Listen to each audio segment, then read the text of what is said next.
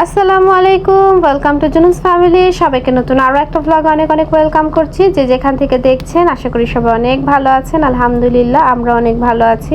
আজকের ব্লগটা শুরু করছি দুপুর থেকে। ঘুম থেকে উঠেছি একটু লেট করে, 11টার পরেই উঠেছি, কারণ সারাদিন আজকে কাজ ছিল না এরকম কোনো। আর সকালে জুনুন কেমন নাস্তা করেছে, তা আমি দুপুরে যেহেতু ভাত খাওয়াবো ওকে, এর জন্য চলে আসলাম একটু ডাল বসানোর জন্য। একবারে বসিয়ে দিব যাতে এই ডালটা আমাদের একদম রাত পর্যন্ত হয়ে যায়।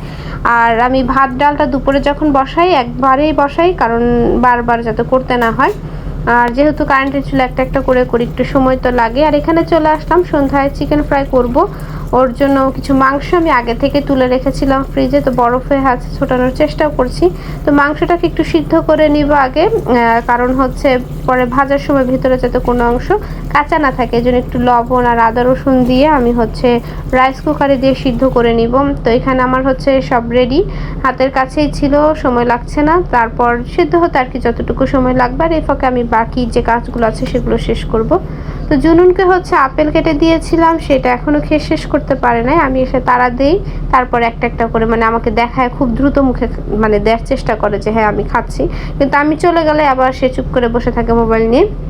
এখানে আসলাম মাংসের যে চিকেন ফ্রাই করব সেটার বাকি যে কাজ আছে সেটা করার জন্য। এখানে মশলাগুলো হচ্ছে প্যাকেট একদম রেডি করা থাকে, রেডি মিক্স মশলা, তো আসলে ওরকম কিছু করা লাগে না, শুধু একটু পানি দিয়ে এটাকে একটু গুলাই নিতে হবে, তারপরে হচ্ছে মাংসের সাথে মিক্সড করব। তো এই কাজগুলোই আমি ঝটপট করে করে নিচ্ছি, আর ওইদিকে আমার ছেলে হচ্ছে খাওয়া দাওয়া করছে। তো আজকের ব্লগটা যারা দেখবেন আশা করি আপনাদের ভালো লাগবে, শুরু থেকে শেষ পর্যন্ত দেখবেন। আজকে হচ্ছে যেহেতু রমজান মাস, বাহিরে তো যাওয়া হয় না, স্কুল বন্ধ, আর বাহিরে আমার কোনো কাজও নাই আপাতত, তাই ঘরের মধ্যে থেকে আমরা মা ছেলে যা যা করি সেটাই আপনাদের সাথে শেয়ার করি।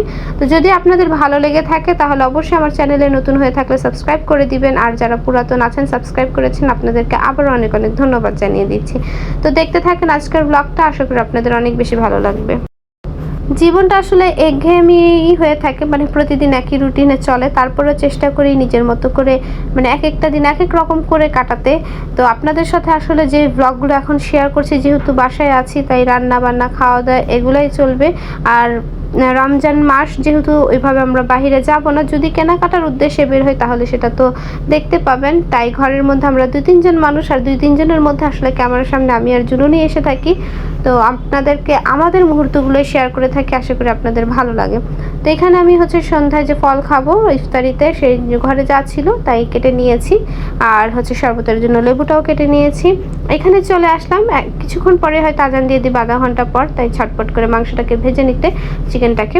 তো এখানে হচ্ছে আমি ময়দা দিয়ে ওই মশলাটাকে আবার মিক্সড করে তার মধ্যে হচ্ছে এটাকে আবার মানে ভাজার জন্য একেবারে ফাইনালভাবে প্রস্তুত করছি। তো আমি হচ্ছে এই প্রসেসিংটা করছি আমার প্যাকেটে যেভাবে ছিল সেটা দেখেই ফলো করার চেষ্টা করেছি। এখানে আমার কোনো ক্রিয়েটিভিটি নাই, তো যেভাবে যেভাবে লেখা ছিল আমি সেভাবে সেটা করার চেষ্টা করেছি। তো খেতে টেস্ট কেমন হবে এটা আসলে খাওয়ার পরেই বলা যাবে। আর খাওয়ার মানে এই চিকেনটা হচ্ছে জুনুনেরই অনেক বেশি পছন্দ, সামিও খেতে পছন্দ করে। তো আমার হচ্ছে এখন খেতে খুব একটা ভালো লাগে না, আমি 1-2 পিস খেলে খাই, না খেলে না খাই, অত একটা মুখের মানে এগুলো জিনিস খাওয়ার প্রতি আর আগ্রহ কাজ করে না। তো এখানে চলে আসলাম তেলটাকে গরম করতে। তো তেলটাকে গরম করে তারপর সবগুলো একসাথেই দিয়ে দিচ্ছি, তাড়াতাড়ি করে হয়ে যাবে। আর হাঁড়িটা যেহেতু বড় আছে, একসাথে দেওয়াতে আমার কোনো নাড়াচাড়াতে সমস্যা হবে না। তো সন্ধ্যায় হচ্ছে সামিওকে পাঠিয়েছিলাম বাইরে ইফতারি আনার জন্য। তো যেহেতু আমরা দুজনই আজকে খাবো, আর জুনুন তো চিকেন ফ্রাই পেলে অন্য কিছু আর খাবে না, তাই আমি বললাম যে মুড়ি ভর্তা আমরা খাই না দুজনেই, মানে একা একা আমাদের আসলে ভালো লাগে না। তো হচ্ছে বললো দই খাবে, তো আমিও সেটাতে সম্মতি দিয়েছি, তো দই পরোটা খাবো আজকে, সেটা আনার জন্যই গিয়েছে।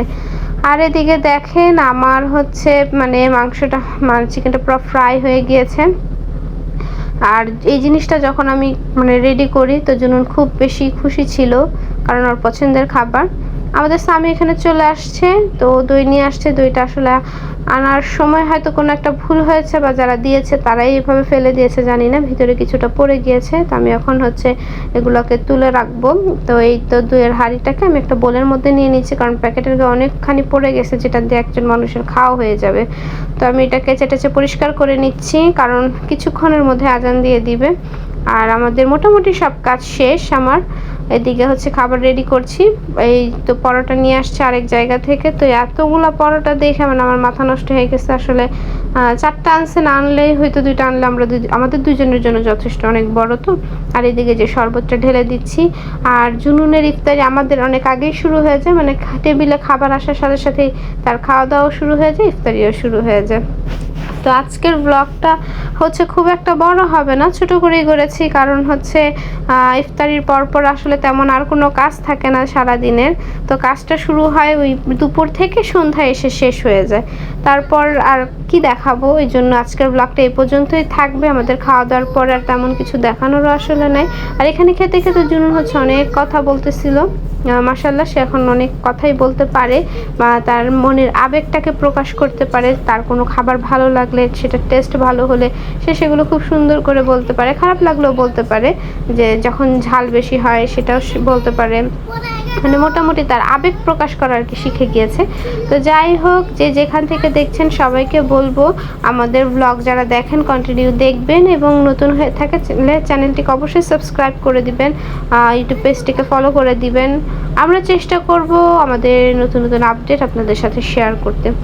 তো আজকের ইফতারির সময়টা কাটানোর পরবর্তীতে চলে আসলাম আমি আমার রুমে। আমার রুমটা একদম এলোমেলো হয়ে আছে, আর জুনুন গিয়েছে নিচে আমার মামাতো বোনদের ঘরে। তো এখানে ও আসার আগে আমি চিন্তা করলাম বিছানার চাদরটা চেঞ্জ করে নিই, অনেক দিন ধরে চেঞ্জ করা হচ্ছে না, যেহেতু ঘরে নাই, আসলে তো আবার সব কিছু ফেলে এলোমেলো করবে, তাই এগুলো গুছগাছ করে আমি হচ্ছে চাদরটাকে চেঞ্জ করে দিচ্ছি। তো আজকের ব্লগটা এই পর্যন্তই রাখলাম। সবাই ভালো থাকবেন, সুস্থ থাকবেন, আর জুনুস ফ্যামিলির সাথে থাকবেন। আমি চেষ্টা করব আপনাদের সাথে আমাদের সুন্দর ছোট ছোট কিছু মুহূর্ত শেয়ার করার জন্য।